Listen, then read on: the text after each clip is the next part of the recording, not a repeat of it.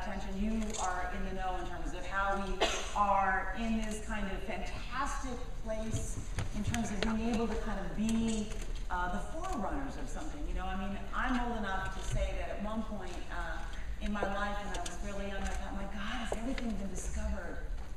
Has everything been found out?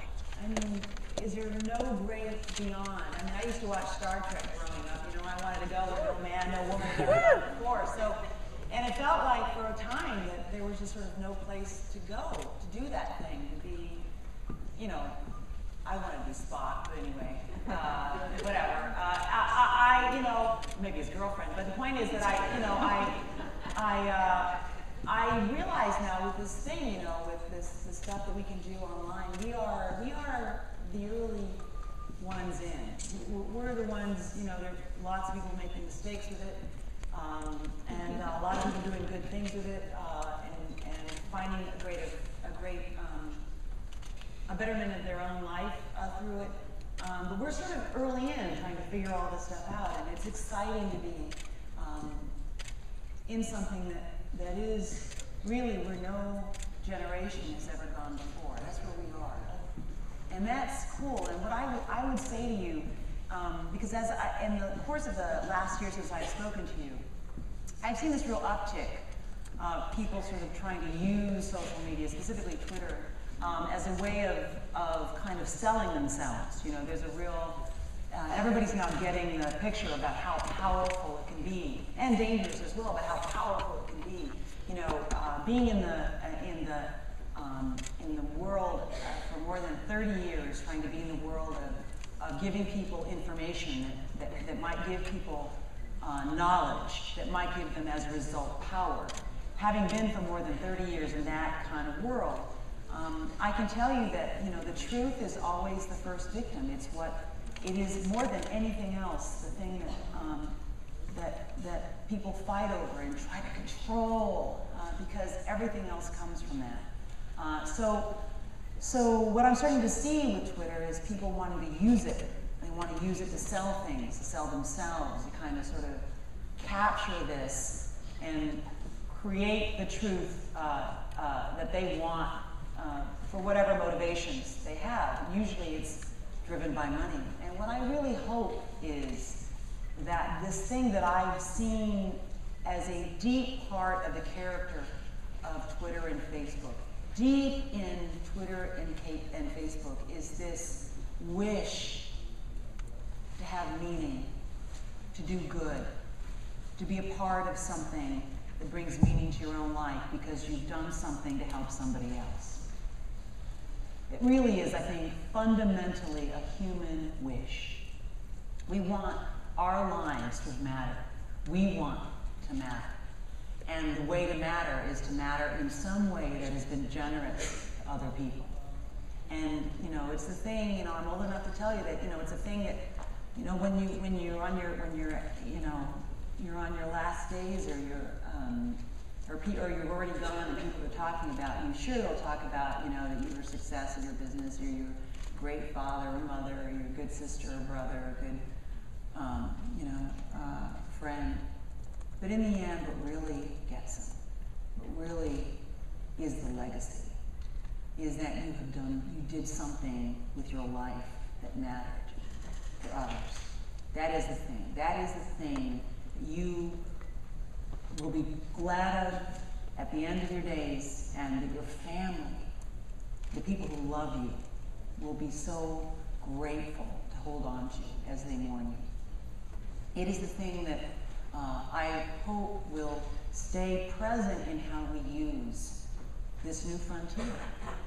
There's so much you don't need me to tell you, that the world needs a lot of love, and in all the things that brings them, and we see it constantly. I always feel with Twitter this, and with Facebook, and as a newswoman, that I feel this pressure.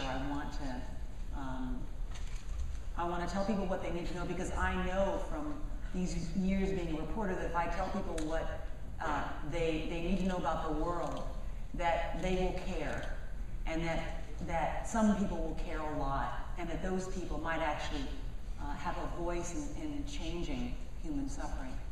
It's been the one thing that has been constant in all the sufferings and disasters and difficulties and struggles and disease and genocide and all those things that I've seen as a reporter. The one constant has always been this beautiful outrage that I've seen in you, in the American people, big-hearted American people that wants to do more, wants to step up, wants to at least care, wants their elected officials to do something, wants to donate to Haiti, wants to constantly pushing. Why? Because we all want to be, I think deep down, forces for good. And even if we don't have the money to contribute, at least we're outraged and we talk about it and we care.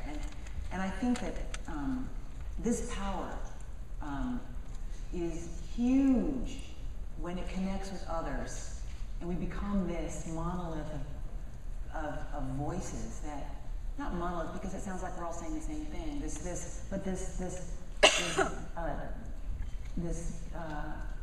wave of voices that soothes the fire that's raging on virtually every shore. And I think that this is so powerful. It is never to be underestimated. And it is, I think, the deep, I think in it is the deepest, most beautiful possibilities of social media. And I really hope that as we continue in this adventure towards this unknowing future in this world that we're now able to kind of experience. It's kind of almost like better than being in Star Trek. I mean, you don't know what's going to happen. There are no tribbles and maybe and Klingons, but but there is a kind of a sense of not seeing the edge, of this universe and wondering what it will be. And I would just simply encourage anyone who can listen to me here in this room or through this universe that we're now in to remember the good that it's capable of, the good that it will do, the good that you're capable of doing, and as a result, the force of good that you will be. And as a result of that, maybe the meaning you'll have in your lives, so that you will be at the end of your days as someone who knows you've done something of some service to other human beings, whether in this way or whatever way, whether it comes at you and you're inspired by something you read, something you do. I think that it may be a way for us to connect, with other people who think like this. They may not be in your family, they may not be even among the people you go out and have beers with, but maybe in this way we can connect with each other all over the world, wherever you are, people who want to contribute to our human family.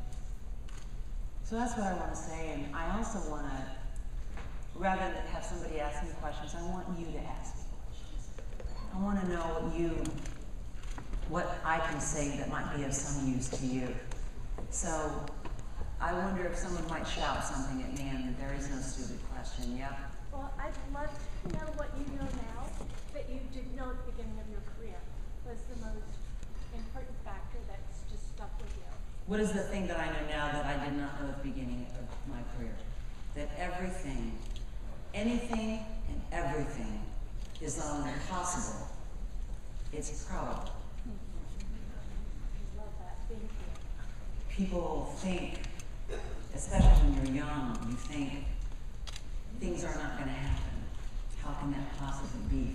Things feel impossible. What I've learned is if you have